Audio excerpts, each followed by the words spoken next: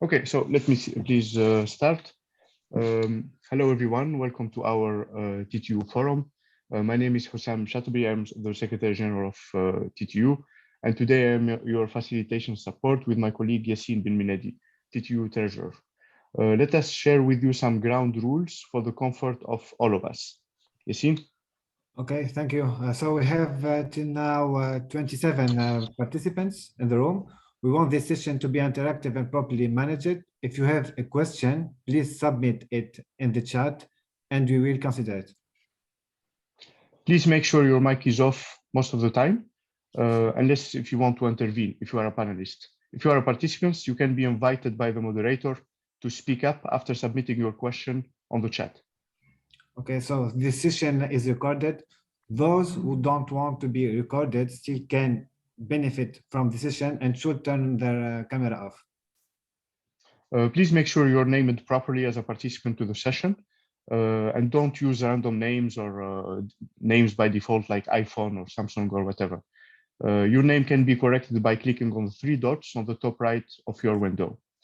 Please use simply your first name and last name. If you find it difficult to adjust, feel free to contact me by on the chat, and I will adjust your name.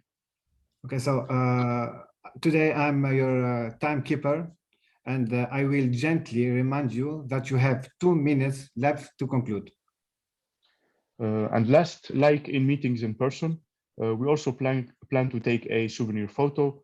Unless you don't want to, it would be better if you keep your camera on for the photo, and we will let you know in due course. This involves participants, speakers, and participants which will invited as Zoom calls it panelists when they ask a question.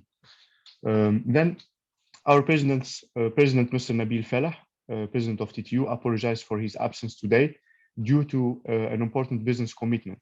Today's session is chaired by Mr. Najib Zafrani, co-founder and chairman of the board of TTU. Najib is an international senior executive advisor, former Secretary General and CEO at the Dubai Supreme Council of Energy, DSCE, former chairman and managing director at Shell Abu Dhabi. Before handing over the floor to our chair, Najib, I would like to thank our Deputy Secretary General, Nihed Ghedira, for her good work in helping in organizing this session, and also forward her apologies for not being able to attend for urgent personal reasons. Yassine and I wish you a great session, and I hand over to our chair, Najib. The mic is yours. Okay, thank you, Sir Hussein. So on behalf of TTU and our collaborators, which other Tunisian NGOs, I warmly welcome you to this TTU Forum, Session 1, titled Towards a National Vision, Talents and Tunisian Society at the Service of Tunisia and the State. The civil society is a force for good. First, to raise awareness on strategic issues and drive alignment for a common good for our country and our people, as an inspiring national vision to align all Tunisians. I would like to thank our partners, TABC, Atlas, Peace City World, Tunisie Passion, for their contribution to this session to reach a successful outcome. Also, thank the organizer and all the participants for their contribution. And our participants, of course, they are coming in from various parts of the world. Now I have the pleasure to introduce Mr. Munir Beltaifa. Mr. Munir Beltaifa is the TTU board member and moderator of today's session. Munir is an engineer facing a problem. He needs to think, build, and operate a workable solution. Munir is a development man after 20 years of technology and management consulting with IBM, Ernst & Young, and SAP. Mr. Munir founded Bridgers, a growth strategy consulting company helping SMEs think big, start small, and scale fast, operating in France and MENA region, with a focus on Tunisia since Arab Spring, like many patriots. Founder in France of Connect, Confédération des entreprises citoyennes pour la Tunisie, Mr. Munir has contributed to orient the development of Tunisian economy with business ethics among diaspora before joining initiatives of Change International as vice president. Building trust across the world's divides. Today, Mr. Munir is the moderator of our session. Mr. Munir, over to you. Thank you, Chairman. Welcome, everybody. And actually, short introduction. After 1 year of hope in 2011 and 10 years of corrupted democracy, no one wants to go back to the configuration before July 25th. Despite some people working hard, today the situation is far from being comfortable. Scary on many fronts, frustrating and discouraging to many. Citizens feel the situation is worsening and have no clarity on a shared global vision to pull Tunisia in the direction of a better future. Since TTU Foundation in 2016, finally. we believe in a better future for Tunisia. I'm sorry, I had some technological problems, so I'm now. Welcome, Sisala. Thank you very much. Thank you. Welcome, Sisala. Yeah, since TTU Foundation in 2016, we believe in a better future for Tunisia, thanks to Tunisian talents. Many of them are in Tunisia, some of them are abroad, more and more actually. The world knows it didn't take more than 8 years for Tunisia to go down from 32nd position in 2010 to 87th position in 2018. This is from the public Global Competitiveness Report by the World Economic Forum, so it's public information. The situation did not improve since then, and pandemic didn't help.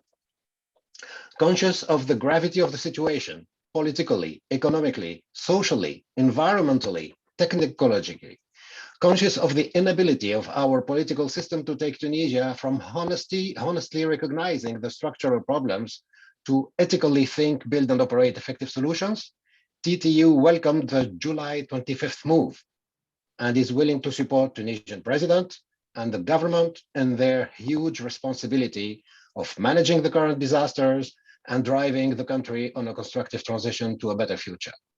With this intent, TTU Forum has been planned to restore hope and show possible paths for crisis management and sustainable development, offer a safe space for honest conversations, to build a national vision, which would be openly shared with those who prefer building solutions instead of reformulating and fine-tuning problems analysis.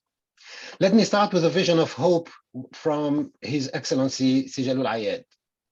Introducing Sijalul properly would take the whole session. Forgive me if I just mentioned that Sijalul is a global banker, more known in Tunisia to be the Minister of Finance within the transition government of Beji Qaid Sibsi in 2011, founder of Caisse des Dépôts et Consignations, head of Vega Group, and you name it. And definitely a smart patriot. Today, Sijalul is a visionary. Few questions for you, Sijalul, to be addressed within the coming 10 minutes, please. First, how did you come to this opportunity for Tunisia to become a knowledge-based economy? And what is behind this concept? And my second question, how do you plan to take this vision from a personal vision to a national vision? Over to you, Sijalul. Thank you very much, Munir. Let me start with a quote from a Greek philosopher that sums up cogently the importance of vision. He says, I quote, "Without vision, people perish, but without courage, dreams die." So the question is, what vision can we hold for our country in these trying times? I have worked out this morning the following vision statement, which I'm going to share with you, being fully aware that it leaves room for improvement. Here is the statement. By 2040, Tunisia aspires to build new paradigms aimed at achieving social justice and equity, preserving environmental sustainability, fostering value-creating and competitive knowledge-based economy, harnessing and retaining our human capital, ensuring food security and energy self-sufficiency, and erecting a globally integrated economic and technological hub that will boost Tunisia's status as a major regional, continental, and global player. That's the vision statement. To achieve this vision, in my view, requires the existence of a strong, capable, and open e-government, a stable and healthy political environment, the preservation of national security, the prevalence of the rule of law, a collaborative and participatory planning process, a significant reinforcement of state institutions, a private sector, the active participation of the civil society in policy formulation and making, a significant reduction of regional development gaps, a strong financial system, a new educational paradigm, a robust capacity building to successfully achieve the energy, water, and digital transitions, a strategy to address climate change and environmental degradation, and complete overhaul of laws and regulations in order to bring them into the 21st century. It's a long list, but I believe that this is a critical list that we have to walk through and we have to implement if we were to bring our vision or turn our vision into reality. The question is, can we achieve this vision? The answer, in my view, is a resounding yes. However, some house cleaning is first in order. Indeed, there is little hope for us to engage in such transformational paradigms before fixing the political, social, and economic quagmire that the country fell into. It is well established that economic success hinges on a triptych articulated around political stability, investment, and human capital. Clearly, the political situation in our country today is the biggest hurdle that we shall have to address, failing which there will be little hope to move forward on the road to prosperity and a brighter future. That's the first point. Secondly, and sadly, we do not fare much better as far as investments are concerned. Let me mention three main reasons for that. First of all, the high level of government expenditures. They represent about 38% of GDP. And a big portion of that is a wage bill, which is estimated to be about 70% of GDP in our country, the highest in the world. Obviously, this leaves little room for public investments. On the other hand, aggregate savings in our country reached a historical low of 2% of GDP. And if the trend were to continue, we will be one of very few countries in the world to enter negative territory, joining countries such as Lebanon and Somalia. And of course, FDIs, foreign direct investments, are dropping by the day in light of the dramatic drop of our sovereign rating on one hand and the complete lack of visibility and the political situation in the country. Finally, as you all know, Tunisia is experiencing the largest brain drain, and here I'm talking about the human capital. So our country is experiencing the largest brain drain in its history. Between 2015, not 2011, between 2015 and 2020, 33 engineers left our country and 3,500 medical doctors have also jumped ship. Furthermore, let me say that our country concomitantly fell into three different traps: a middle income trap, a fiscal trap, and a debt trap. Let me walk you through these traps. The middle income trap arises when a country experiences low growth rates and is not henceforth capable to reach a level of growth that will allow it to converge quickly to more advanced economies. Just to give you an example, at a 2% growth rate, and I'm being very generous, it will take us 36 years to double GDP and 72 years to reach an average per capita GDP of OECD countries. By the way, there is a rule that's called the rule of 72. So if you want to find out how long will it take for a country to double its GDP, all what you have to do is divide 72 by the growth rate, right? And I'll give you another estimation. It will take Tunisia, Tunisia will have to reach a growth rate of 7% per annum if it were to honor its debt obligation. So you see that we are in for a big trap. The fiscal trap, on the other hand, the fiscal trap is one where the high level of expenditures in the country are such that the government will have, and of course the low growth rate is such that the government will have little choice but to increase the taxes in the country. And of course, when you increase taxes, that will have an adverse impact on growth. And so you end up in a horrible, you increase taxes, you reduce growth, you have to increase taxes again. And that's the situation where Tunisia found itself into over the last 10 years or so. So the question is, what should we do to address this fiscal trap? We have to put our house in order.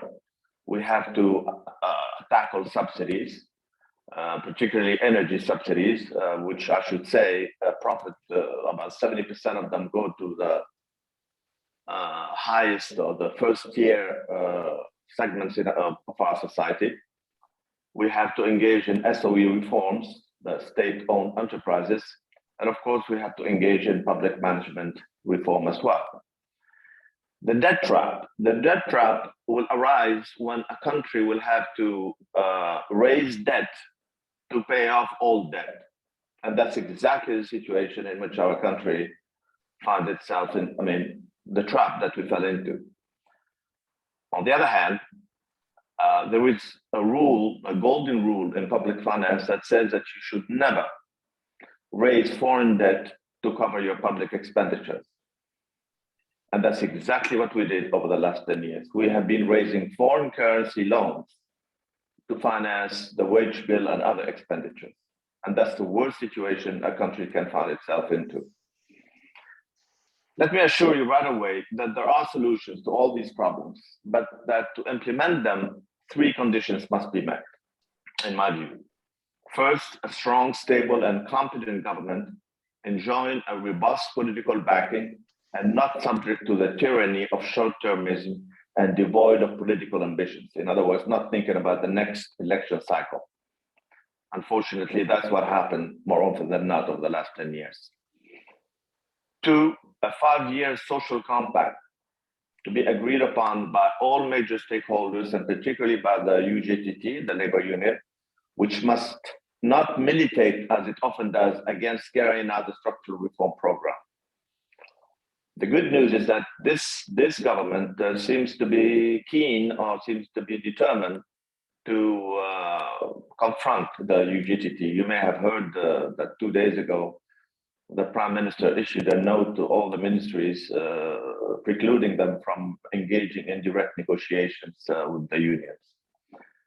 First step. And there was some, also we've heard, but we haven't seen it, but we've heard that the government has already informed the labor union that they're gonna cut the wage bill by 10% and that they will freeze salaries for the next 5 years. Now, whether the UGTT will accept that is another story. We'll find out. And 3, the third condition which in my view is extremely important, is the unavoidable support of the IMF, without which the structural adjustment reform will be almost impossible to bring to fruition. I mean, without the support of the IMF, it'll be very difficult for Tunisia to go back to the capital markets. And it will also be very difficult for Tunisia to carry the structural adjustment program without the financial backing of the IMF. Now, whether these conditions will be met is a huge open question, the answer to which will largely determine whether the dream we all hold for our country, or that our country will move on a path to prosperity it so badly deserves, and whether the dream would be or will remain just that, a dream. So the future will tell. Personally, I'm optimistic that if we fix our political problem, then the solutions to fix the economic problems are available. It just takes a little bit of determination, audacity, and a lot of work to implement them. Future will tell. Thank you. Thank you, Sijalul. We can't wait to know more about the content of your analysis and your vision for the development of Tunisia. More questions to come by the end of the session, I guess. Let's now consult the, oh, sorry. I would leave it to Hussam. Is there any question in the chat, Hussam? Not at the moment, Senior. Yeah, okay. So let's consult Sinajib Zafrani, founder of TTU and chairman of the board. Sinajib is mostly known to be one of the global experts in energy with a professional career with the Royal Dutch Shell, and having more recently led the energetic strategy of Dubai. Sinajib is one of us who values the most Tunisian assets, meaning Tunisian human capital, especially talents in Tunisia and around the world. Sinajib, what can we do for our youth?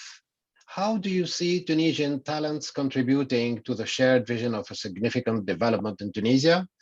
Can we avoid the risk of the Club de Paris by having our own Comité des Sages? In 10 minutes, please. Okay, first of all, I want to say what we heard from His Excellency Jalloul Ayed is definitely something fits well with TTU. And let me share with all our participants the TTU vision. The vision of TTU is that Tunisian talents are globally competitive, highly demanded, and capable of transforming the country and connecting it to this century. The focus is on what we can impact most, and that is learning, skills, employability, and networking. And also the mission of this NGO is enabling and connecting Tunisian talents and leaders to the future, transforming the building blocks of the country through human capital, impacting positively people's life.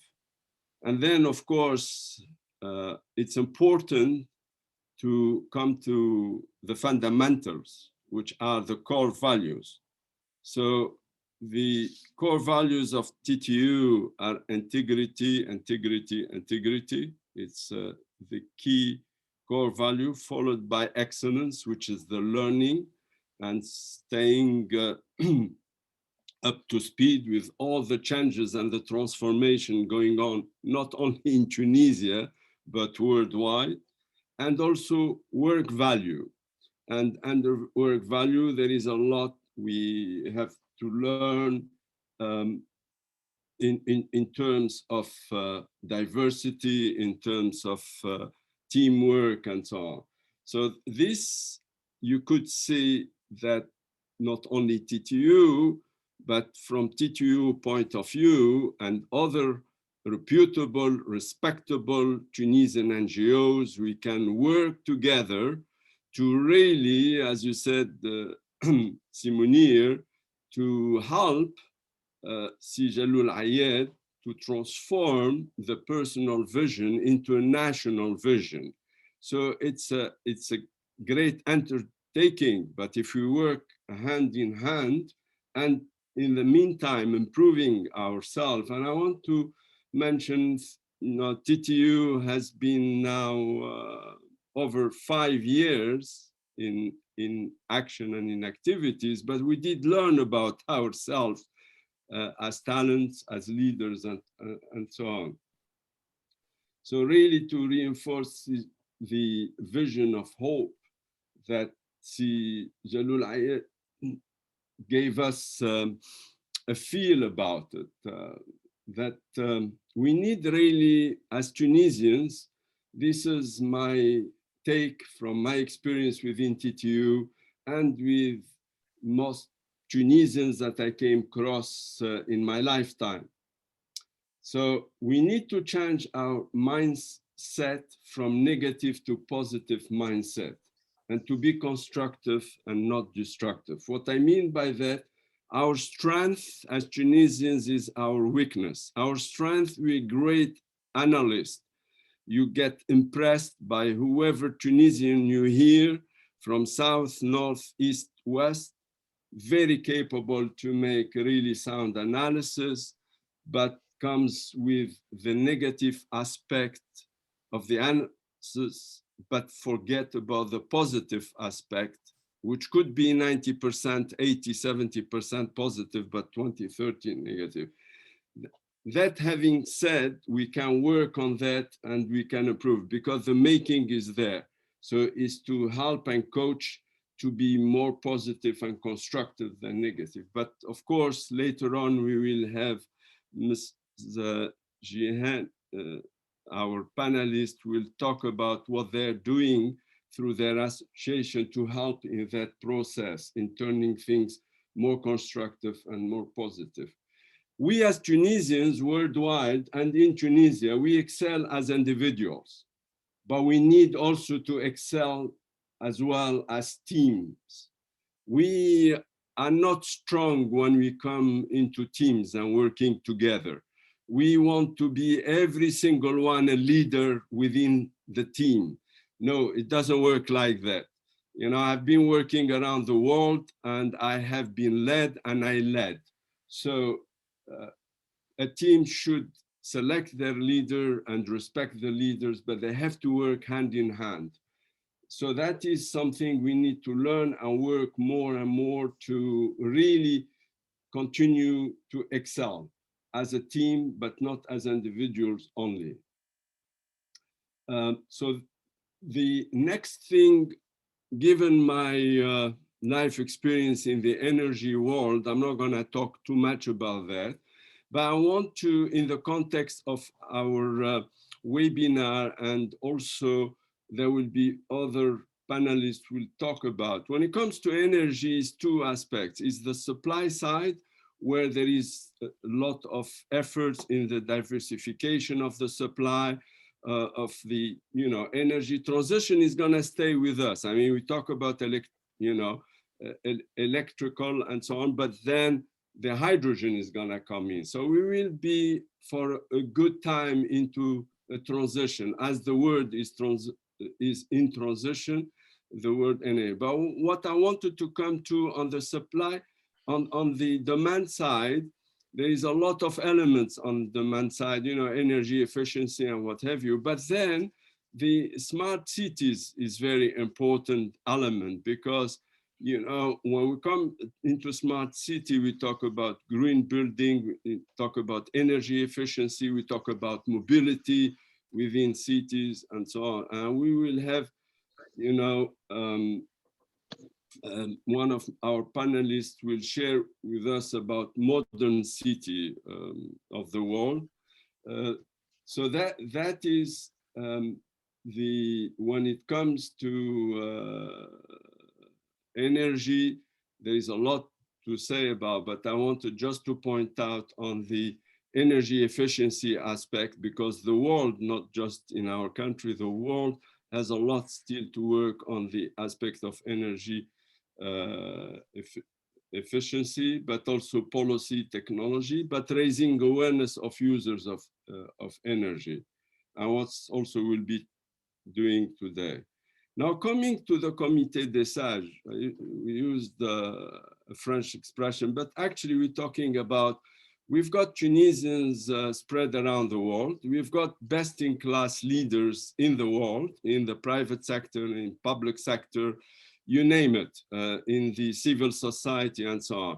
And now we are having a government who needs the help of the Tunisian leaders who have a lot of experience. So the idea is how we can deploy, the best-in-class Tunisian to support our state and government by, establishing advisory committee in, let's say, at the level of the presidency, at the level of the head of the government, but also at the level of ministers in the different sector and different areas. And that's what the NGOs can do. I mean, TTU alone cannot fulfill the requirement, because we talk about probably over 100 people if you go across the whole sectors and the two drivers of the state, the presidential and also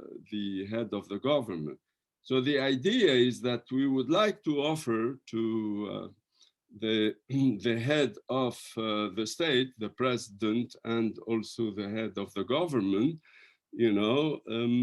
that we can help and work together to establish a committee of advisor as independent on key strategic issues where they need advice or view or opinion. So that's not really has to, you mentioned, Simonir, about Le Club de Paris. De Paris. So this is different, it's basically the state has to decide if they want to leverage the best-in-class knowledge of Tunisians around the world in different sectors, you name it, from economy, finance, energy, whatever. So that we can help, because we think we are going through a very critical phase of the future of Tunisia, and we should pull all the strings we can. On our side as NGO, we are willing to help and contribute, but it's the call of our state leaders. So I leave it there. If there is questions, I will be more than delighted to answer. Thank you very much, Sinajib. Hussam, do we have any question? There is a question by Professor Ismail Trabelsi. It was partly answered by Sijalul Ayed. The question says, how do you propose a new government for Tunisia by participation of UTK, UGTT, etc.? What are the urgent and immediate decisions that should be taken to save Tunisia? Political first or economic restriction? Sijalul kindly addressed it, saying political. This is where our country has been stuck over the last 10 years. Professor Trabelsi added, how to end the conflict interest between France interest and Tunisian national interest, how Tunisia can profit from emerging power and get much more from old and historical attachment with US, Europe, and so on. Yeah, it's up to you, our moderator, to address it now or leave it towards the longer Q&A session later. I would say if Sinajib wants to respond to these, to one of these questions, it's welcome. Otherwise, we will leave it to the end. Let's leave it to the end. I think maybe some of our panelists will address some of those questions. Otherwise, we will reply to those at the end. Very good. We are on time, actually, and thank you very much, Sinajib. We hope Tunisian government will seriously consider your offer of comité des sages or advisory board or whatever we want to call it, among the civil society, of course. Now, one of the potential members of this comité des sages would be His Excellency Sisalah Hanashi, former head of National Institute of Strategic Studies, and also former ambassador of Tunisia in Japan. Sisalah, we experienced many governments in the last decade, including politicians and technocrats. Some of them were strategists. All of them were managing emergencies without being able to have a development strategy for Tunisia that goes beyond the government mandate. can we blindly keep playing the firefighters forever?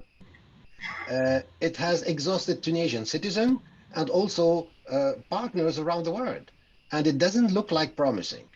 Once we have a shared national vision, should we have a shared national strategy? What are your thoughts in 10 minutes, please? Thank you very much, Munir. Thank you. Yes, indeed, the idea of being fire. I'll tell you a little anecdote to illustrate the point of being firefighting all the time. I used to be advisor to the Minister of the Economy, Simon Soubellaï. That was my first flirt with government. I'm basically a teacher and I'm not a. And I used to come early and I used to come and go and say hello, good morning to him. And I used to find him always calling Bir Qasa, which is the place where the wholesale market for potatoes and eggs. And he would be constantly calling, say, well, do we have enough eggs? Do we have enough potatoes? Do we have enough? And when I go to my office, I was working at the time in Southeast Asia and telling him how it is important. And at first reaction say, well, why is the minister working on potatoes and eggs and not on Southeast Asia? And he said that politicians by definition are on the front desk, the political front desk, and they need to answer questions, they need to face the demand and the pressure from the market, which alerted me to the point, which is that we really, as you said, need to have a mechanism which is back, room thinking, and both for strategic and long-term thinking. And this is very often absent. The second point that I'd like to come to is the idea that we need to not only be belly button oriented, that is talking about our internal problems, but we have to, in this globalized world, we have to think about positioning ourselves on the both global value chain and also the global geo-economic value chain, but also on the geo-economic. And the example for this is a corporation, like a multinational. A multinational has to have along the product strategy, the market strategy, and for functional strategies for financing or marketing or whatever, it does have to have an overarching corporate strategy. And examples for this, and to find itself of a competitiveness out of this corporate strategy. Example for positioning, take Ireland. Ireland is considered to be one of the most successful countries, both in growth of development and also in R&D, is now ranked better than France in terms of R&D, research and innovation. And the way it did it is because Ireland positioned itself as an interface between Europe and the United States in the early 80s, when Europe was behind in the ITC technologies. And so first, it positioned itself as a localizing market of hardware, transforming microcomputers from the 60 cycle frequency in the American computers. And then it discovered that there's not only that, but there's a software. And so it positioned itself as a software localizing platform to adapt software to the European markets, to the different countries, and to make it usable by these markets. And at the beginning, it was light, and then it becomes a translation. It becomes because it was adapting software not only in Europe in general, but for the many languages of Europe. And then it started translating software in languages, and all of a sudden you had all sorts of activities around the ITC sector. And it became now it's positioning itself in the pharmaceutical sector, and it is now becoming really, again, a high value added country on the global value chain. Another example, Mexico. Mexico positioned itself as a platform, the maquiladora, as a platform for automotive components. And it met the needs, whose needs it met? It meets the needs of countries like Japan. When Japan had in the early 1980s, late 70s, when the energy prices were multiplied by 10, not by 3, not by 1.5. Then Japan, who depended on the import of 90% of its needs in energy, needed to maintain its the competitiveness of its industry, automobile industry in particular, and it compensated for that by working on the labor cost in its industry. And so it transferred its industry for automotive components, first to Southeast Asia, and then to Mexico next to the American markets. It did the same thing when the United States the United States had a problem with Japan, which is similar to the problem that it is having now with China, in the sense that it was accusing, there was a huge trade deficit with Japan, and the United States was telling Japan that it was undervaluing its currency. It was forced by the Plaza Accord in 1985 or 86, I think, for the Japan to double the price of its currency. And there again, Japan looked at ways of compensating for this disadvantage by delocalizing its production, and Mexico offered itself as a platform for foreign direct investment, like Yazaki, for example, which produces wire harnesses for the automotive industry in general, not just for the Japanese industry, has about 36,000 workers in Mexico. Renault has a platform in Mexico, etc. So Mexico positioned itself as a platform for intermediation or for improving the quality, the competitiveness of major industries for Japan and other countries. Yet another example, Singapore. Singapore was a very, very poor country, extremely poor country, until it positioned itself as a hub for the intermediation of trade and energy, whether one way or the other, between Northeast Asia and then Europe through the Mediterranean or the Middle East. And of course, it had the leadership to do that. That's another point that we'll get to. And so all of these countries found for themselves not only solution to their internal problems of employment, of revenue, or whatever, but a position for themselves on the global value chain. And then they had the leadership to do it, like Lee Kuan Yew, et cetera, et cetera. So I think this is the thinking that we need to do. And I think this is a point in which the diaspora and the Tunisian talents, whether at home or abroad, have the position to contribute. What can Tunisia be? Where are the Tunisian strong points? For example, we have about 1,000 doctors in Europe. We have doctors in the Gulf countries. We have doctors in South Africa. South Africa, when it kind of like got a little bit away from Cuba, needed a lot of doctors and wanted to replace Cuban doctors by non-Cuban doctors. And it required two countries, Iran and Tunisia. And it asked for Tunisia for 300 doctors. And the Tunisians ignored that opportunity. And yet, that was really a very strong point. And the Tunisian doctors were the only, the Egyptians tried to get onto the platform, but they were not allowed to by South Africa. The only two countries were Iran and Tunisia. And only the Tunisian doctors were allowed to renew their contracts. The Iranians had a contract for 1 year only. And so imagine a hospital, a chain, a presence like Japan having Yazaki in Mexico, Tunisia having hospitals, both in the Gulf countries, both in Africa, in Djibouti, where Djibouti, you know that Djibouti is the future Singapore of the 21st century. Why?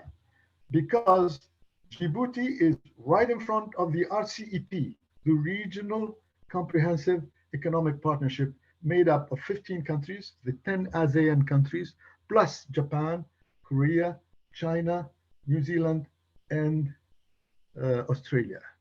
A space of $2.2 billion, 2.2 billion people, 30% of the world economy, and 28% of the world trade, right in front of Djibouti. An orphan Francophone country in the East Africa. And a country where now China is there. China, for the first time in its history, the US is there and France is there, Japan is there, but these two countries, France, Japan and China, for the first time in their history have soldiers on the ground of their frontiers, and it is in Djibouti, because they think Djibouti is going to be really a strategic point. The time is over, please. Time is up. Yeah. Okay. Oh, please conclude in the coming minute or two. Let me two other points, and I will be finished. With this thinking, to which the Tunisian Talents United and Atlas and other Tunisians can really think, this is a major contribution because they will provide the vision. We need also a mechanism of stability and a mechanism of continuity.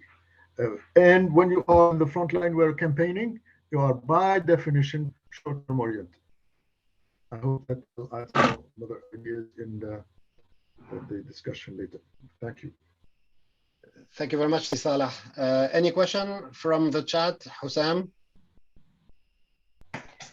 A few questions, but I see Sijalul Ayed committing to answer one during the discussion. There is a comment by Dr. Amira Kadur, which I can read to you very quickly. The government focuses on economic issues with a short-term urgency, just like Salah outlined, but it misses the urgent need for leveraging culture and ethical issues.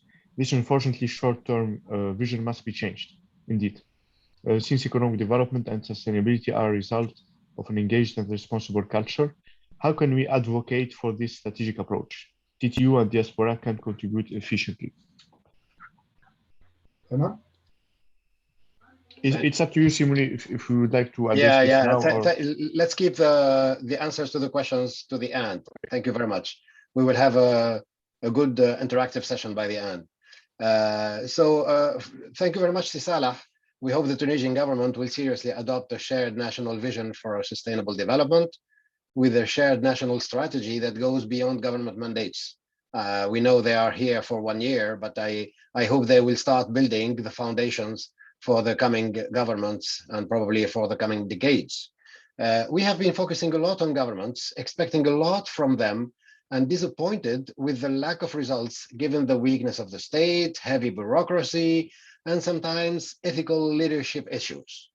Fortunately, Tunisian civil society developed well and supported on many fronts, including where public services were more expected. One of our patriots, Mr. Riyad Toukabri, a turnkey smart cities master developer, offered a development vision for Tunisia, supported by a strategy based on a large integrated public-private partnership projects, financed by massive foreign direct investment. Riyad, can you share with us Tunisia Vision 55 and how do you see Tunisia making a difference with such an initiative? Riyad? We hear you very low. Can you speak closer to the mic?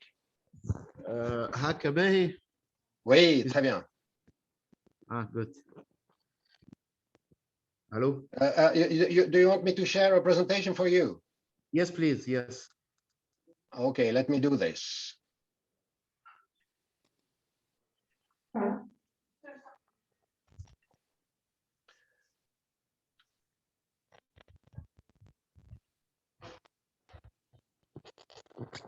Hello? Can you see my slide? Yes. Perfect. So I'm listening to you. Go ahead, please. Yes. So let me make it in a short, okay? Since 2012, we was in Tunisia and we worked on economic city where we can offer to the world Tunisia as a hub for trade exchange between Tunisia, Africa, and Europe. And we was working, of course, with the Tunisian talent here in the area and all over the world, with international companies and big houses of studies, okay, which they was here in Saudi Arabia already working at that time for a new vision. So we benefit from that to work on our own vision, which for Tunisia. And all studies led us that we have, we know all of us by history, by geography, Tunisia is the gate and the door to Africa and to Europe. But we cannot be unless to build an infrastructure. To build an infrastructure, we decided to build a city with many components which lead to economic city, smart economic city. So at that time, in 2012, we was in Tunisia and we offered our project, and we started working with the investment ministry, including all other ministers in Tunisia for more than 1 month. And we get the approval in 2012. And from there, we get the land, okay? And then we started working on the master plan with the international companies, okay? In 2014, we announced the project officially, okay? And then we decided to, when the project was not developed and was not supported by the different governments, okay, we decided to keep working on entire vision to offer Tunisia as a hub for trade exchange. And we added the vision of 5x5, which is 25 years, okay, with the free zones in the south, north, and the middle of Tunisia, where we can offer jobs and when we can, where we can develop the whole country, okay. So to make this to success that, we created the company PCT World, okay, not only for Tunisia, of course, for many other projects, but the priority, as far as I am board of directors, the president of that company, what the priority is for Tunisia. Then we developed the vision 5x5 with the PCT World, which they have already a partner and many international companies, international funds and banks, more than 500, to develop not only Tunisia economic city, but the entire vision for Tunisia to be a hub for trade exchange. So the problem in Tunisia, as all of us we know, is a political problem. We have everything is ready to be one of the leading countries, not only in the Arab world, in Africa, but worldwide, to offer ourselves, as Mr. Sisalah was mentioning, some countries like Singapore, from the scratch, they transformed their business, their model, okay, to a country which is hub for trade exchange, okay. So Dubai, the same thing, and Malaysia, the same thing. But Tunisia, we have more element than all these countries to success this vision. So now, until 2021, we're still trying to convince these governments that the problem in Tunisia is economic problem, it's the base. Without strong economic, there is no development. Without strong economic, there is no democracy. There is no human rights. There is nothing. Okay, so the most important thing that they should focus on it after the revolution is the business model, okay, and the economic model and how to develop it. Okay, so as you know me, Mr. Munir, I'm not someone who just diagnostic the problems, but diagnostic the problems to find solutions. And we believe that with our partners and Ali all over the world, we find many solutions, especially economic solutions. Mr. Sijalloul, he is as well one of the patriots working on a vision and general vision which can develop the global situation in Tunisia. We share with him, but economically, okay, how to develop our country, which business economic model will develop the country and will success in Tunisia, okay? So after the whole studies is not, I'm Tunisian, that I like that, but with all international companies and the studies that we did it, the best business model and business economic model should and can be successful is to be a hub for trade exchange, for services, which we have the best location. We have people educated and motivated people, just they need a vision, they need a roadmap. So you will see the success and the transfer of these young generations and our people. So right now, we are maybe after 25th July, it gives new breathe, new energy to even the international companies that they was working with us, okay, to come again to Tunisia and to participate on our new economic business model and to develop the country. And already Sijalul, he was with us with our group in Korea, and he saw the international companies, banks, especially the Korean, okay, they are eager and they are really excited to invest, to develop, and to participate with us. So what we did as Peace City World, and especially as Tunisian inside Peace City World, is not like other development company like Amar or Diyar al-Qatariya, where they come with the money and nice building, nice roads, nice, no. We was working in concepts, we was working in solutions, we was working on transforming the new technologies, we was working in some successful projects abroad, like here in Saudi Arabia, like in the West, like in the especially the Asian countries, okay? And we made many agreements, more than 150 agreement partnership with all these international successful companies and banks and even funds. And they are eager now. I think that it's the right time that we can, all of us, okay, support our country, everyone with his knowledge, his experience, okay? And that's it. Now I think that I'm more optimist than before, that we could do something not only to support our government or our country, but as well what we will do is for our next generation as well. So thank you, Siriad. Do you want to comment on the slide that is on the screen, or? It's just to give an idea about what we did and what we are doing.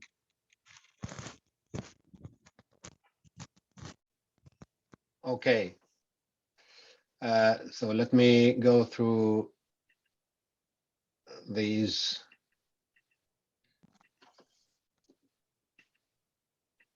Simon, 2 minutes left. Huh? Yeah, I cannot explain all what you are offering. If you can send this to our participants, okay? But Okay. We will share the presentation with the participants. Thank you very much, Siriad. Actually, are there any questions for this presentation? Not for this one. We have a good number of questions for the later session. Yeah, perfect. So thank you very much, Siriad. We hope the Tunisian government will seriously consider such strategic projects, reinforcing capacity and creating hundreds of thousands of jobs, helping boost our economy, our public services, and our national well-being. Actually, youth and young graduates are very often left jobless in Tunisia, I mean. Some of them considered entrepreneurship initiatives and face some operational and financial difficulties in addition to bureaucracy. One of the most brilliant civil society initiatives is Tunisie Passion. Tunisie Passion, enabling entrepreneurs' dreams to come true by stimulating citizen-to-citizen solidarity and support. We are honored to have with us Mrs. Jihan Saadi, Vice President of Tunisie Passion, international project director at Capgemini, and we gained to know more about Halma project. So Jihan, over to you. Thank you, Munir. Thank you, everyone. So hello, everybody. I'm Jihan Saadi. I have been active in associative life since 2011, right after the revolution, and I believe in the role of civic society in building Tunisia. Today, I am here to make you dream. Yes, today I will speak about a project named Halma, managed by Tunisie Passion team. As you may know, Halma means dream, and the aim of this project is to involve Tunisians abroad and in Tunisia as well, Tunisia's lovers as well, everywhere to support youths in Tunisia and help them achieve their dreams. We note that there are so many high-skilled Tunisians all over the world who are willing to help, but do not know how. There's no connection, no efficient networking between them. So on the one hand, we have hopeless young Tunisians who lost faith in almost everything because of political, social, economic instability. And on the other hand, Tunisians abroad, representing about 10% of the population, who can help, who want to help to give back to the community. So we thought about 3 ways to put in place this connection between the diaspora and young Tunisians in Tunisia. The first one is mentoring. If a young Tunisian dreams of improving his or her skills in any domain, it could be IT, music, cinema, whatever, we can put him or her in contact with someone skilled in this domain somewhere in the world to empower him or her. The second way is the training. Tunisians abroad or the companies they work in can provide training sessions, once again, in many sectors, many domains. Here, let me give you an example, the one of Fatma, who is interested in automotive inspection and diagnosis and maintenance equipment. And thanks to Emira, our General Secretary who works in Continental, we could provide technical advanced training to Fatma by experts in one of the most important companies in this field. The third and last way we thought about to help is the funding. Some young people have their project ideas, sometimes even business plans already finalized, but they don't have enough money to go forward. So we set a maximum of 3,000 euros per project, which is the equivalent of 10,000 dinars for the call for donations to be able to support different projects. Our target is Tunisians with financial difficulties in all regions in Tunisia. We are willing to have an impact everywhere and to avoid discrepancies that we can observe today between big cities and countryside. We believe that when we support someone and believe in him or her, he or she will have a positive impact on the family, district, city, and thus at the biggest scale, Tunisia. Today we have many members all over the world and set different partnerships abroad and in Tunisia to be able to fulfill our objectives. We are currently in a pilot phase with several candidates and ongoing projects, and we will go live at the end of the first quarter of 2022. Let me give you here some examples of our pilot projects. We have Fauzi, who builds toys for children in wood. We first supported Fauzi to shape his business plan, and he got advice from many experts. And now we will call for donations to let his business grow. We have also Ella Ben Saad, who is really a prodigy. We are so proud of her. She's skilled in IT, and Ella got mentoring from Holberton School, which is one of our partners, to participate in the IT Olympiad and represent Tunisia in worldwide competitions.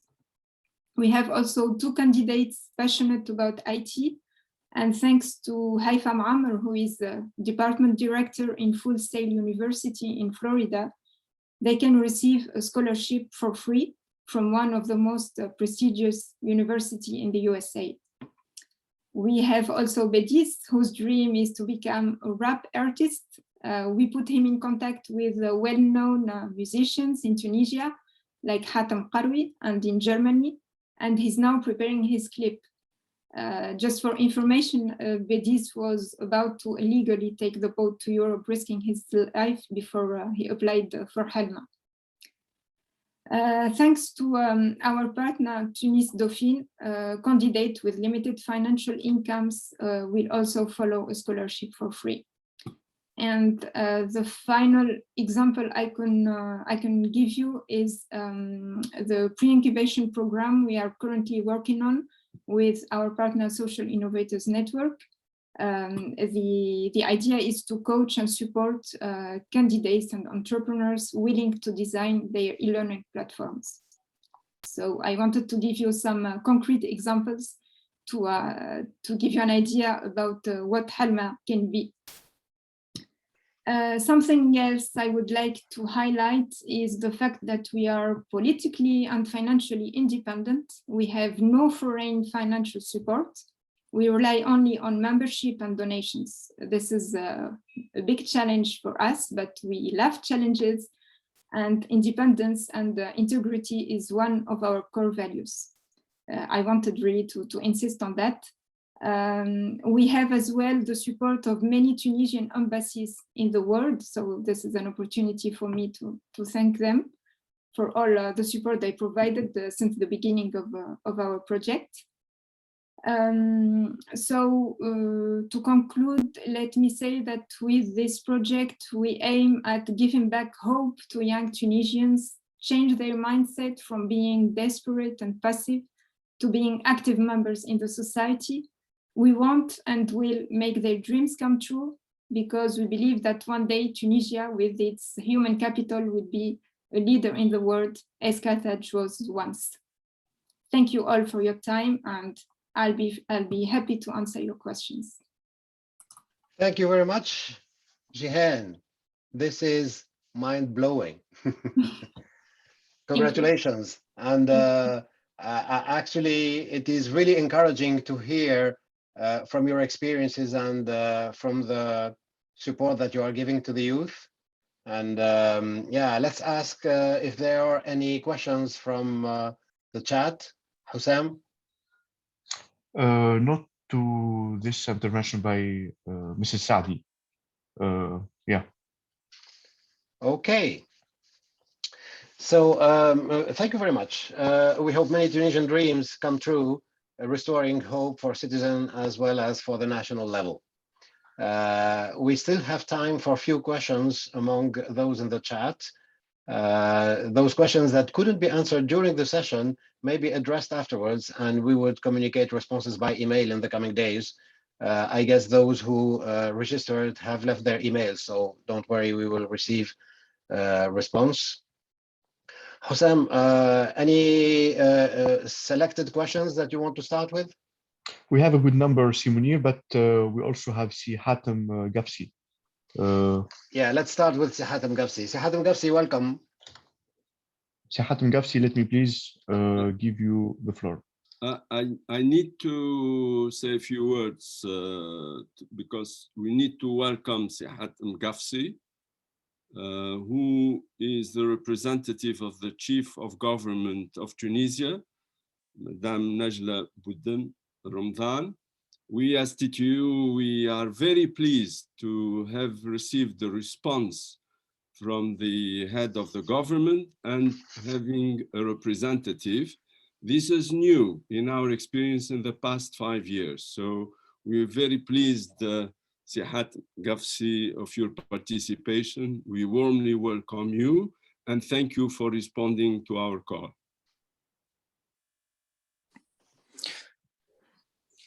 Si Hatem, the floor is yours. You should be able to unmute yourself. Thank you. Hello, everyone. Thank you for the invitation. We are very glad to take part of your panel today and to see how great and important the presentations. And I will also be very. I'm very interested to see the exchange and the response of the questions.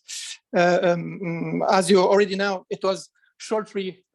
In a short, we was invited to take part of this important session and exchange, and I hope I will take note and I will try to give a feedback about it in our staff, so we can after that implement some of the ideas or projects. We will see. Thank you, everyone, for the invitation. Thank you very much, Hatem. Please make sure, I guess you're registered, so I guess we have your email, so you will receive the responses from us. Back to you, Hussam. Sure. You have the list of questions? Yeah, Professor Adel Khlifi raised his hand earlier. So if you would like to, Professor, I can give you the floor to ask your question or make a comment.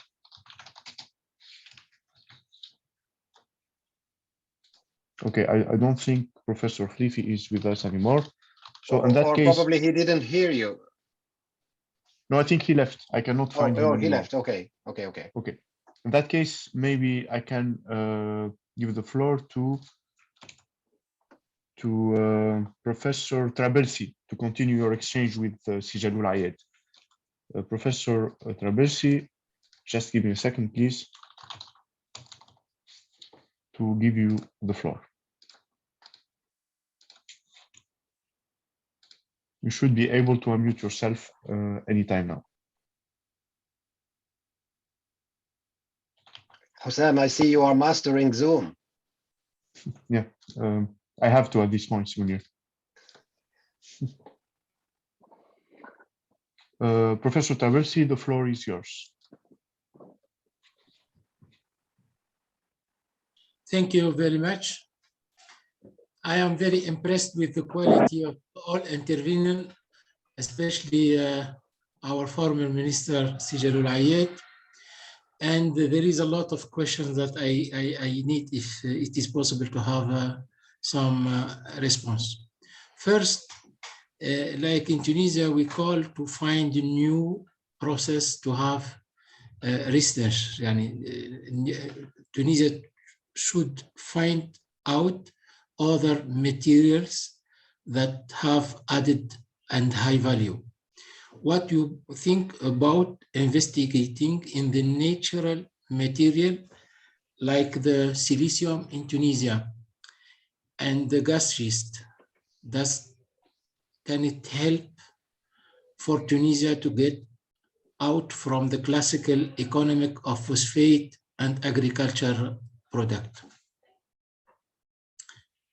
The second question, as banker, how to change the mentality and the behavior of the bank in Tunisia to be more helpful for the Tunisian economic? There is a big problem that with the deficit in the economic of Tunisia, many banks in Tunisia make a lot of profit. I think it is a controversial problem, and how you can help to be more positive versus our economic. And thank you. Okay, thank you, Ismail. First of all, I'd like to answer your first question, which you put on chat with respect to Europe, the relationship with Europe and France. Let me tell you this. Before I answer that question, I think the first thing we should do is to get the statistics right. And by that, I mean that if you look at the balance of payment of Tunisia today, you will see that Tunisia is showing a surplus with Europe, which in my view is completely wrong. And the reason it is wrong is because for the last 10 years, we should have changed the way we account for the balance of payment flows by not including in the exports of the country the goods that are produced by the offshore manufacturing companies. if you exclude those goods, as we should, okay, there was a directive from the IMF, it's called version 6, okay, that says basically you cannot include in your balance of payment goods that whose ownership is outside Tunisia. And you know that in the offshore sector, what they do is they send raw material or semi-finished products to Tunisia to be transformed and then sent back to the transnational companies, mainly in Europe. So what does that mean? It means that since the free trade agreement that we have signed with the European Union, okay, we have not shown a surplus, a trade surplus with Europe. In fact, we have shown a deficit. And that changes everything, in my opinion, as to the way we should look at our relationship with Europe. You're absolutely right. We should look elsewhere. We have to think of other markets, both East and West. And when you look at the history of our trade flows, they are mainly concentrated with 3 European countries, Italy, France, and Germany, not even with Spain. When in fact, in Europe, there are 44 countries, and we haven't done much to develop trade relations with the other countries. So in my opinion, the first thing we should do is to look elsewhere in Europe to develop trade relationships between them and Tunisia. And I'm not saying we should reduce the flows of trade between Tunisia and its the three main trading European countries, but we should expand our trade flows not only with Europe, with the other 44 countries, but also with China, with which we have a deficit. It just doesn't make any sense for Tunisia to have a deficit with China, and it simply means that we're not exporting to China.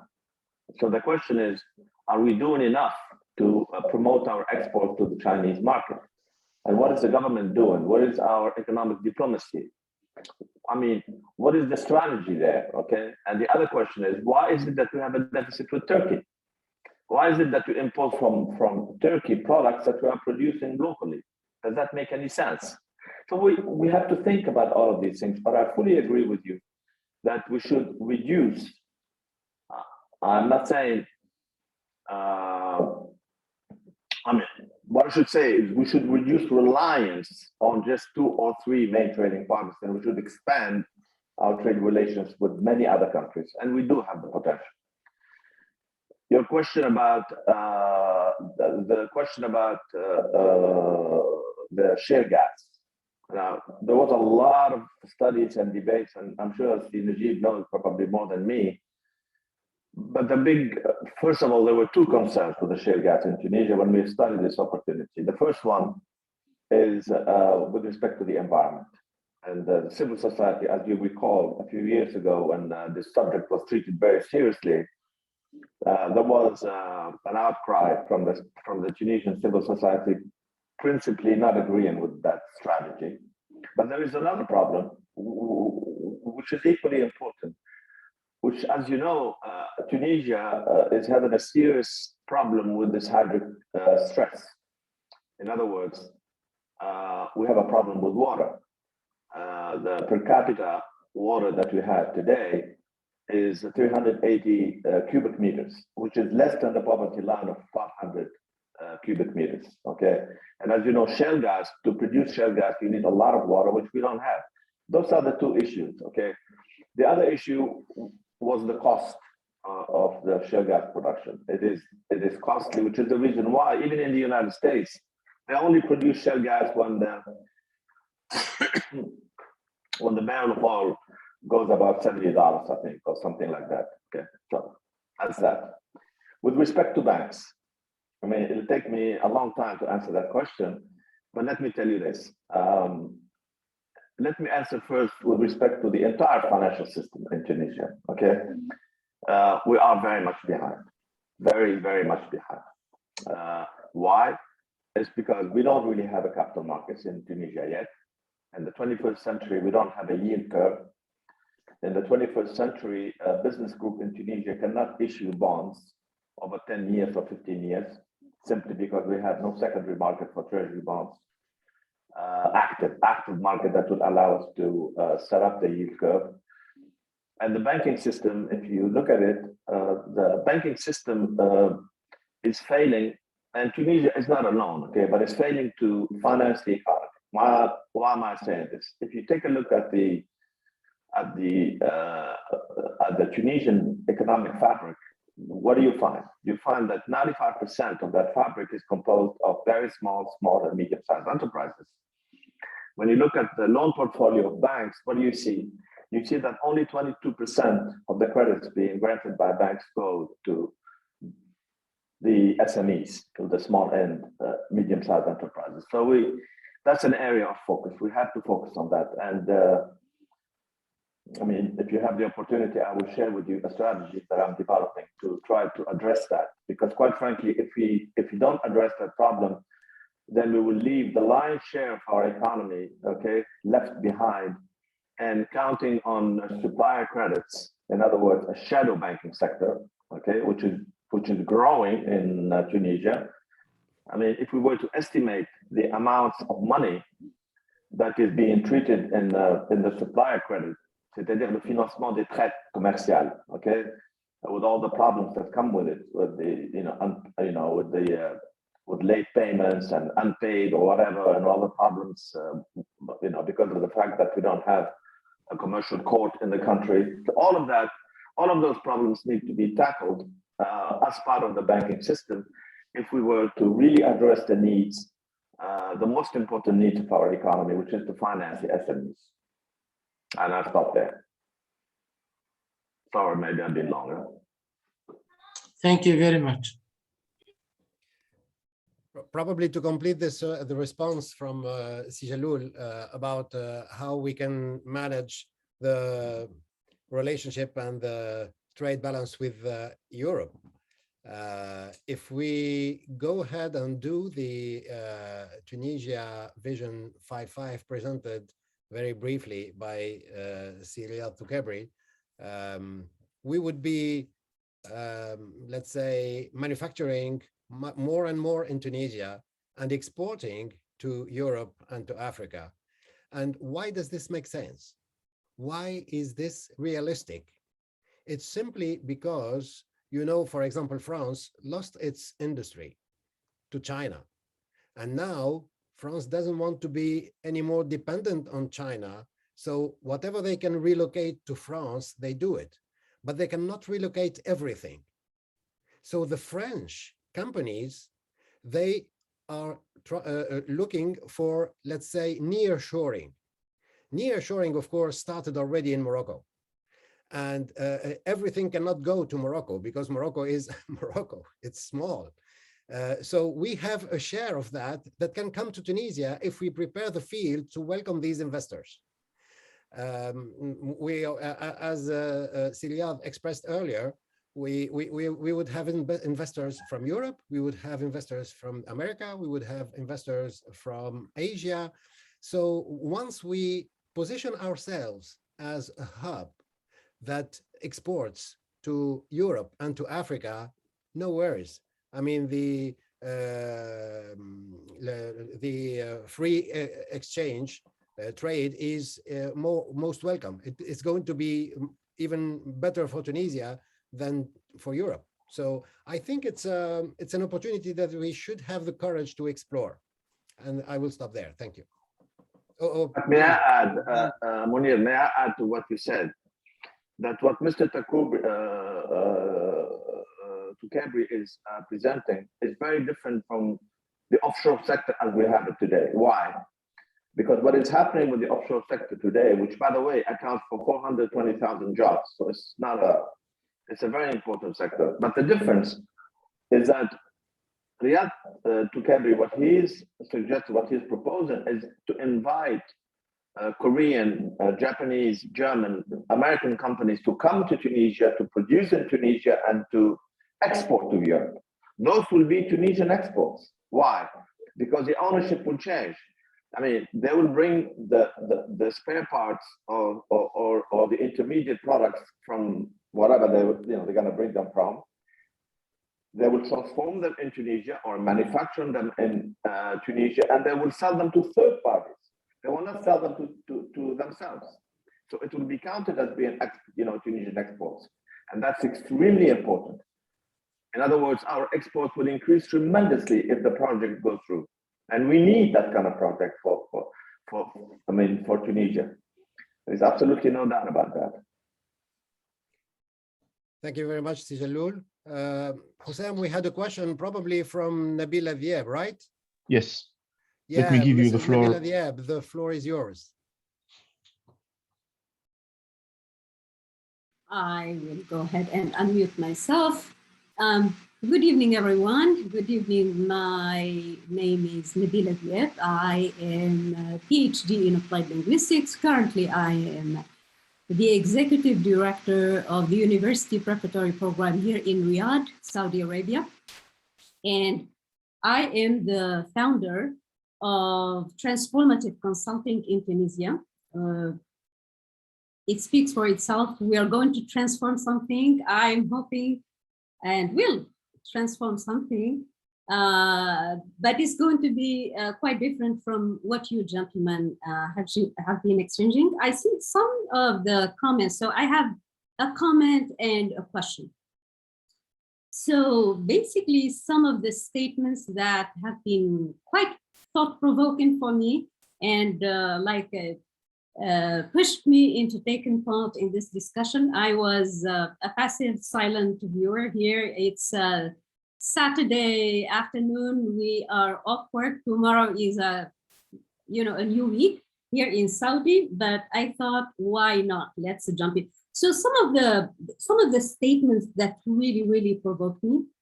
My background is in education, and I am into transformational thinking and transformational leadership. I will keep His Excellency Sijalul's statement, a very important statement to the end, but there's how do we change the mentality of the bankers, the mentality and the behaviors of the bankers? We are much behind in terms of banking. There is an individualistic versus participatory and collaborative. We miss this. I mean, as individuals, Tunisians all over the world, we skyrocket. We excel in every area we go. Together, we are not rocking the boat. Why is that?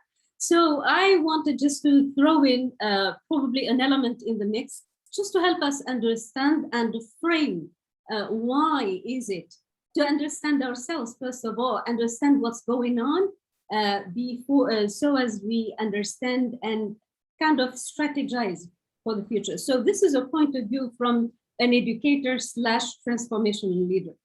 I think the key answer was in His Excellency Jalul, and that is new educational paradigms. We are indeed in the midst of this is becoming like a necessity. We're not talking about we can do this and we can do that. We are talking about a must, which is a huge and important paradigm shift. We need to shift. We need to understand that we are, all of us who are sitting in here, we are the outcome of a mindset of the Bourguiba mindset, the mindset that put us together, that told us, you want to succeed, go and take the elevator, go take the stairs or the elevator of education and things will be all right. And that's what we did. We got our A's straight, we got everything straight, we excelled, we went out there and blew it. Like we go everywhere, to the US, to the Gulf and so on. And we are always number one. With all the money, I'm not like into bragging or anything, but this is a fact that I think all of us know. Now, I want to throw something in the mix that we've lost in Tunisia, which is the mindset. Like in transformational leadership and transformational, especially at times of a change like these, where we had our political change, huge blow, we had our economic change, we had the pandemic, we had lots of things happening. We need to remember in the mix that there has been a mindset change as well. The kids that are running in the streets today, they don't know Bourguiba. They haven't, sort of been, kind of had the breastfeeding from the Bourguiba mindset, and therefore they are quite lost. They see a little bit of here, and the school system is telling them a little bit. Like the trimester in Tunisia just ended, and the kids are exhausted, the teachers are exhausted, they just want to forget all about it because the system is broken. So what I'm saying is, in whatever we do, and without, of course, underestimating the skill set and the economist's view and so on, we know for a fact that skills-wise, like the economists, we have the best, the technologists likewise, the mathematicians, what is missing? It's a mindset. And in our transformational leadership thinking, we know skill set and strategy is 5%. Mindset is 95%. The banker who thinks as of a decade, to say the least, or 25 years ago, it's a mindset.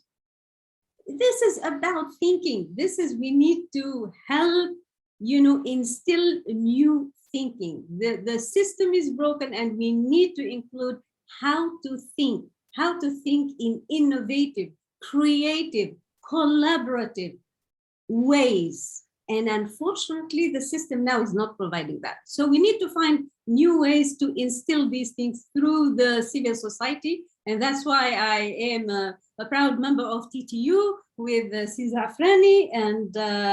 And so something to throw in the mix. We need, the answer came from Neji, it's a new educational paradigms. Let's think about this. If there's anything we take away, it's a new educational paradigm. We need to think in a different way. We need our bankers, our engineers, our politicians, and everybody to start thinking in different ways, right? We need to learn how to think. It has to come from the top. Yeah, leadership trickles from above,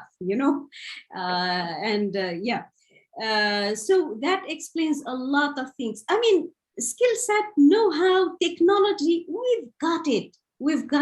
What's missing? The how to think, right? And that takes time. But it could be done, but that takes time, which is how to bring back the younger generations and everyone. And that's by, opening. I mean, this is a very elite kind of discussion, but we need to go out there and spread this. This is very, very, very, very important. So see, Jalul,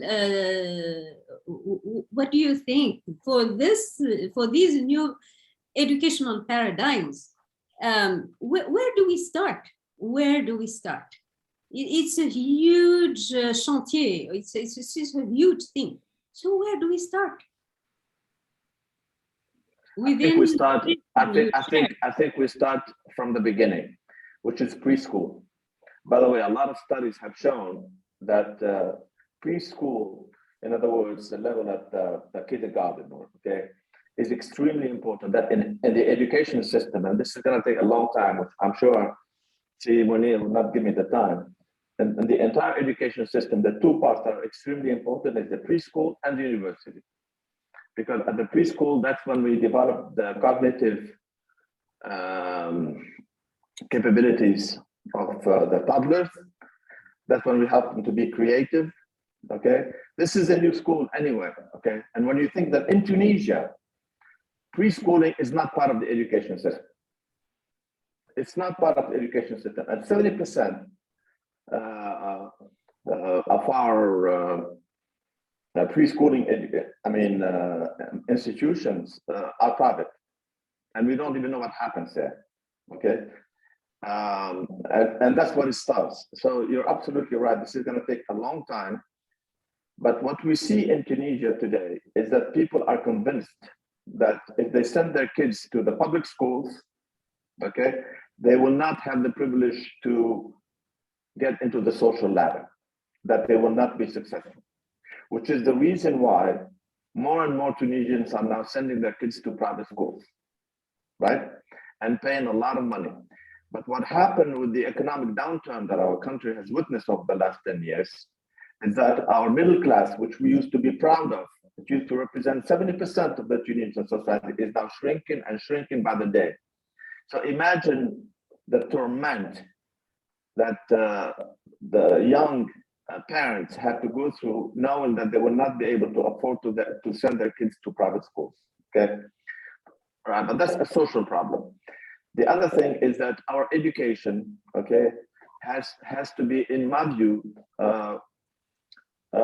focusing more on mathematics and sciences, what we call STEM, right? Science, technical, and math. Okay, but you know what? Every year, they do an international survey of schools to see the quality of education and the ranking of schools. Okay, Tunisia is among the last 3 countries. Okay, with Morocco, by the way. So much so, it's called PISA, the PISA system, PISA. All right. This is done every year. So you know what the government decided in 2017? They're not going to take part in PISA anymore. So Tunisia is not being ranked now. But if you look at the ranking, 2016, 2015, 2014, you'll see that Tunisia is amongst the last 4 countries. That's where we should start. We have a long way to go, and you're absolutely right. I mean, it's a long way since Bourguiba and since the education system in which we grew up.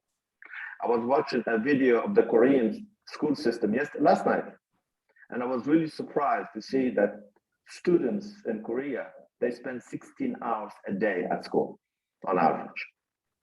You may not believe me, but you can check it out. 16 hours. So much so that the government in Korea decided to give them Saturday off. And they weren't happy about that. They wanted to go to school. So we have a long way to go, but there's still hope. Why there is hope? Because Tunisia still produces, and some of our schools are very good. Engineering schools in Tunisia are very good. We produce very good engineers. Our medical schools are also very good for the time being, okay? And then to have good schools that produce the human capital that you need, for example, to build a knowledge-based economy, and then you have a lot of these students, their dream is to jump ship, leave Tunisia, and go work in Europe. I mentioned that 33,000 engineers. How many engineers do we produce a year? For 33,000 engineers to leave our country in 5 years. It's a big problem, Nabila, big problem, and we have to at least be aware of it. Yeah, thank you very much, Jalloul, and thank you very much, Ms. Nabila. Actually, just to complete with practical, let's say, information about this, changing mindset is probably the slowest change that you can engage, and it's a question of generation. It's not a question of 1 or 2 years. And for me, of course, if we leave the next generation to be educated by the current generation, the next generation is not going to be better. So we need to act already with the current generation. And for me, as you are an example of it, many Tunisians, after whatever they have learned in Tunisia, they went abroad, and it's part of our education to spend 5 or 10 years abroad.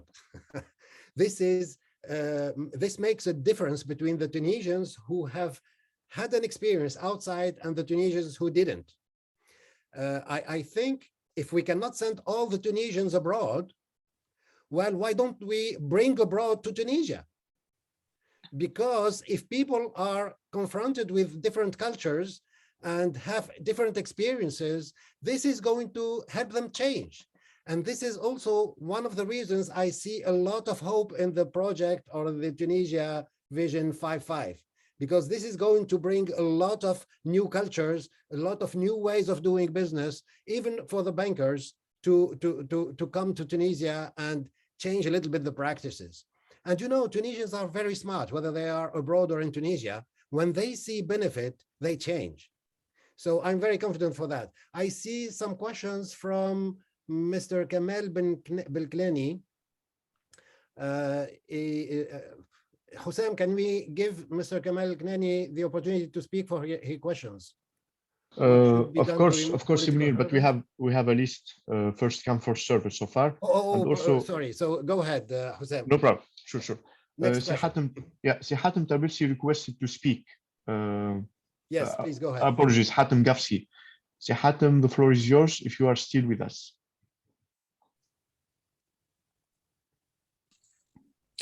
Very interesting inputs and ideas already. Thank you, TTU, for this initiative.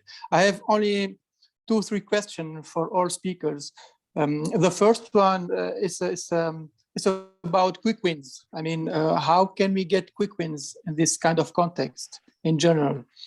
My second question is about the project or the development strategy of Mr. Riyad Toukabri. I mean, how many times do we have get a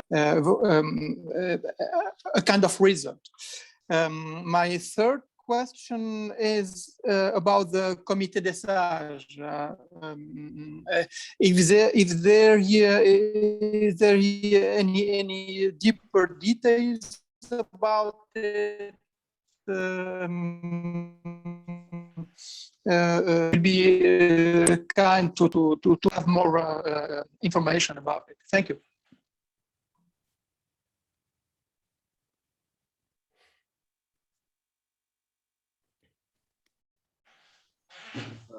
So who's going to address the first question? Go to the last question straight and go ahead. Thank respond. You.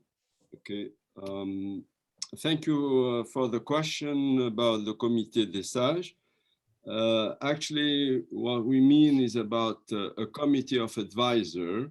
The intention is, from our side, how really the state of Tunisia, post 25 of July, can benefit from the best skills and experience and expertise and best-in-class practices around the world through the Tunisians in Tunisia or overseas, anywhere around the world. So we haven't wrote yet a paper or done anything on this because previous initiatives we had with previous governments have shown that was a waste of time to start to write a white paper because this initiative is in the hands of the state, the current state, the president of the state and the president of the government. If they say they welcome such initiative, then we will work together, not only TTU, because if you really like the initiative, we're talking about people beyond the capacity of TTU. If, when I say at the level of the presidency of the state, the level of the government presidency, and all ministers, if every minister would like to have access to a committee, then we can work jointly in terms of reference that meets your requirement. It's an idea, it's a thought, but we haven't put anything yet on paper. But if you will come the initiative, of course, we can work together and shape it up. Thank you, Sinajib. I probably can, Mr. Riyad is with us. So, Mr. Riyad, the question was about the timeline for the project if we had to execute it. Yes, for the timeline, you know, Tunisia Economic Cities project was working since 10 years. It's almost ready. Most of the studies are ready, feasibility study are ready, master planning are ready. Companies, which is the most important thing, are ready. More than 500 company, bank, investment fund. Okay, almost everything is ready. Maybe the delay of starting the project gives us more time to develop it instead of just an economic city as a hub, but all the country plus adding the 3 zones. So now what is missing the last 10 years is the involvement of the government. Okay, And you know, Mr. Munir, Mr. Jalul, and part of the people they are with us, okay, that we are trying very, very hard, especially past 2 months, okay, to involve the Tunisian government in that vision, okay. We are offering what we need from them just to have this these studies, this project, to study it. And I'm sure 100%, okay, whenever they will study it, they will find solutions to our economy. They will find solutions to creation of jobs. They find solutions for all sectors. While when we was working, as I said before, we was not working as an independent company to develop with money and construction. No, we was working with the world. I mean it with the world. While we have already in last 10 years our offices, okay, in Seoul, in Germany, in England, in all over the world, marketing and working on this project, okay? So now I think it's the opportunity, okay, to really announce to the world, okay, that we have our business model, we have our projects, we are ready. Yesterday, you was with us, Mr. Munir and Mr. Jalul, with only one part of our partners, which is South Korean. And you saw the companies, it's top world companies, banks. One of them only, and you have the websites of all these companies, and you can pass it to Mr. Hatem. One of them is capable to build the city. Another one is capable to build the three free zones. So usually the question from all the governments, the finance, of course, to attract and to ask countries to give us loans, it's a little bit difficult and almost it's possible. But all of our agreements is direct finance. There is no loans. We are not asking anyone charity, either here in Saudi Arabia or all over the world. We are offering projects with feasibility studies with international companies which are involved already and committed, okay, to build these components inside Tunisia economic city and the all three free zones. So the business model is to make Tunisia, all Tunisia, okay, شوانة تتحل في الجمهورية الكل, okay, and the most important thing, who does what? Who will finance, who will develop, who will market? We are already spending our money and our time and our efforts and our relation, okay, to market the last 10 years. We was not stopping, we was working, and you saw our flag in Seoul, our flag in Singapore, our office is already working. We are independently, okay, working for economic business model to change it, which should be, okay, and most of the companies, they already are agree and they believe in Tunisia future. And you remember? Yeah, definitely, Siliad. I think we got the message. So thank you very much, Hatem, for asking the question. Probably to complete it a little bit very quickly, it is simply about $55 billion to be invested during 10 years, not day one. And of course, probably a couple or $3 billion would be invested immediately for the first year to build infrastructure. And I see that Mr. Jalul Ayadi is raising his hand to complete my response. So please, Jalul. Yeah. We have another couple of questions and we have 5 minutes left. Let me just share with him three quick wins that I think are important. The first one is to come to an agreement on a social compact or social contract between the main stakeholders, basically the government, UGTT, and UTK, for 5 years. That's, as far as I'm concerned, that is the most important quick win, and it's one that is absolutely needed.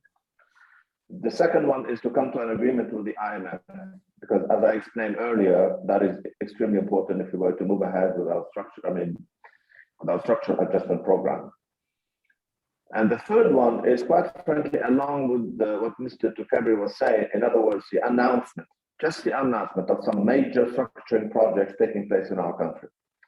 Why is this important? I mean, other than the benefits and that will come with them, and Mr. Tukabri has explained that.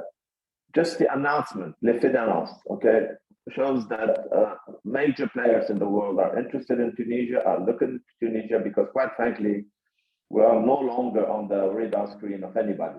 So we have to get back our place in the world. There are plenty of other quick wins that I can think of, but I think that, these are the three major ones.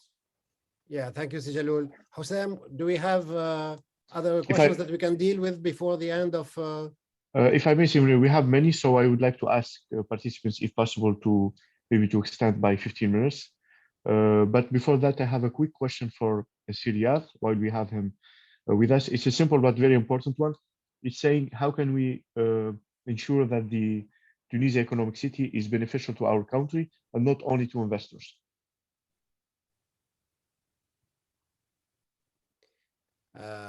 If Siriyat is not picking this question, I think it's the principle of these kind of projects is public-private partnership. So of course it's supposed to be win-win situation. We are not. It's up to us to defend our interests, and this is why it's important to talk and to design these kind of agreements ahead. These private foreign investors are coming with money. They are coming with know-how, they are coming with technology, they are coming with a lot of things that we are missing, and we are going to learn from them. So only the learning is huge. And of course, creating jobs, 400,000 jobs, is also another benefit. And if these people decide to go away at some point of time, they will not take the buildings with them. They will not take the earth with them, the land with them. So everything that they would invest would stay in Tunisia. So I think the benefit for Tunisia is much more important, and the risk for the foreign investors is higher, but they are willing to take the risk. Why? Because they master how to make success out of their projects. I will leave it there, Hussam, and let's see. I'm not sure extending the session with 15 minutes is okay for everyone.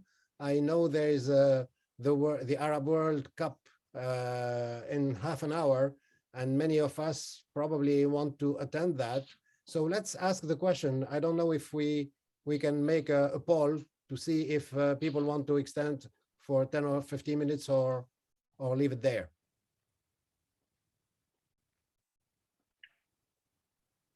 Can we have a show of hand of those who want to continue for another 10 minutes, or should we conclude? One hand, I see. I think everyone wants to. Oh, two hands, 3, 4. 4 out of 35. Okay, this is still far from majority. So let's make it simple. Those who want to leave are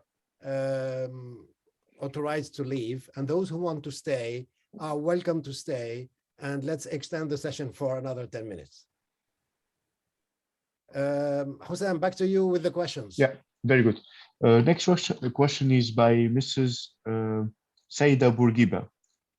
Mrs. Bourguiba, the floor is yours. You should be able to unmute yourself. Hello, Mr. Hussein. Do you hear me? Yes. Yes. Yes. Hello, everyone. I'm very happy to participate and to attend this webinar. The subjects evoked by each of you are very interesting. However, my concern following my training and my passion, because I'm a teacher at university in Qirwan, Institut Arts et Métiers de Qirwan, and the culture and education are my passion. I feel that the majority of the economists, experts, and politicians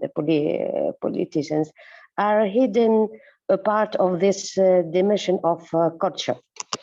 I bounce back on what just said Mr. Jalloul about the role of education. In fact, my concerning is that Tunisian tangible and intangible héritage, c'est-à-dire le patrimoine immatériel et matériel tunisien, can be a source of economic and social growth. And I don't feel what a long of time in Tunisia that there has never been an applied cultural policy which involves the following ministers like education, l'enseignement supérieur, higher education, culture, le ministère de l'Emploi, de la Technologie, de développement économique, tourism and craftsmanship, l'artisanat. They don't work together. I don't know why. And this is a big problem of the identity. My students, they have no relationship with our country and with Tunisian. They aren't patriots, not patriots dans le sens patriotique, mais ils n'ont aucune appartenance. This is a big problem for me, and I want to. My question: why they hidden, they avoid this sector of culture? Et Monsieur Jaloul, il est pianiste et il est très sensible à la culture. Je me demande pourquoi. Voilà, tout simplement. Je parle de tous les politiciens depuis l'indépendance jusqu'à nos jours. Hein. Merci. Thanks. Jaloul, it's over to you, I guess.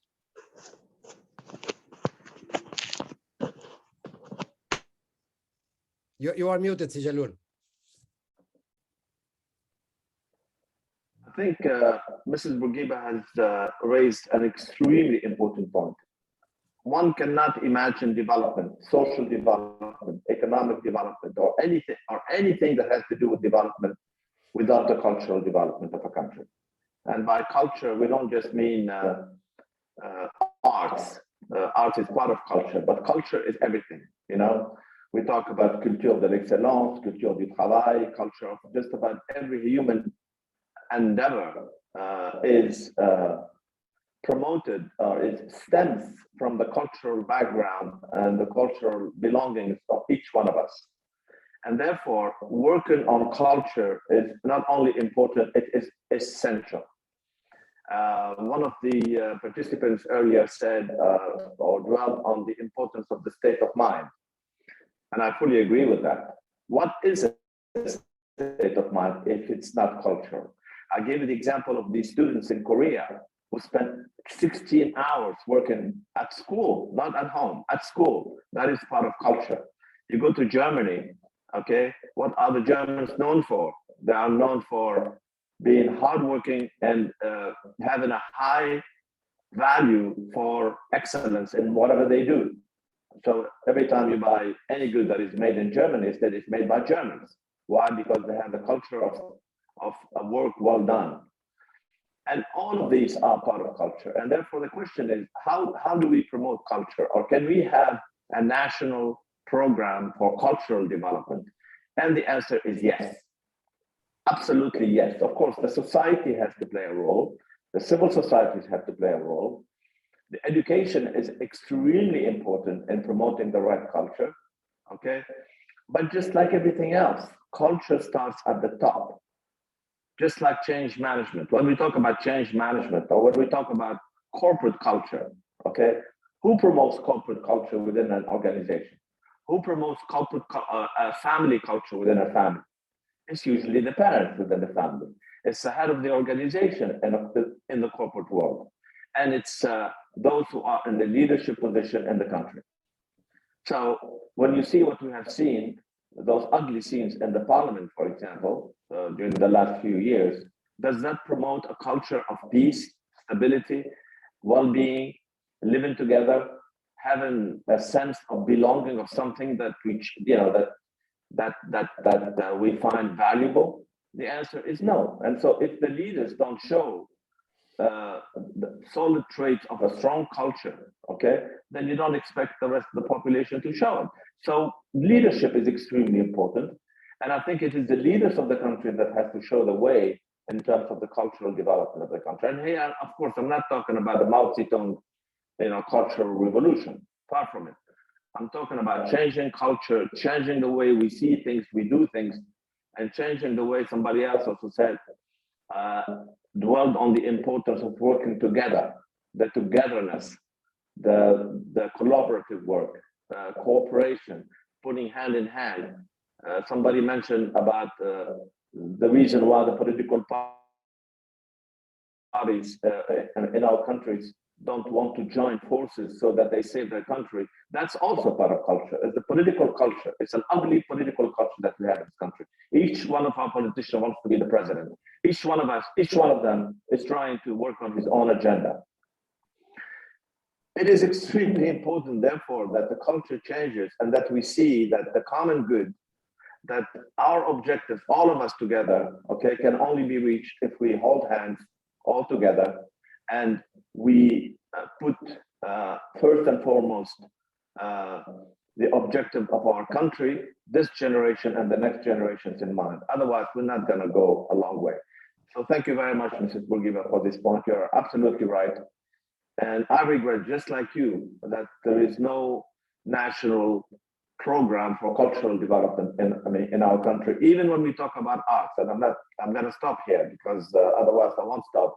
Even when we talk about arts, okay, we still have a long way to go. Why aren't we promoting art with our young children? Why aren't they learning, you know, at an early age to play a musical instrument or to help them, I don't know, write poems or do drawings or paintings, okay? This is all part of culture.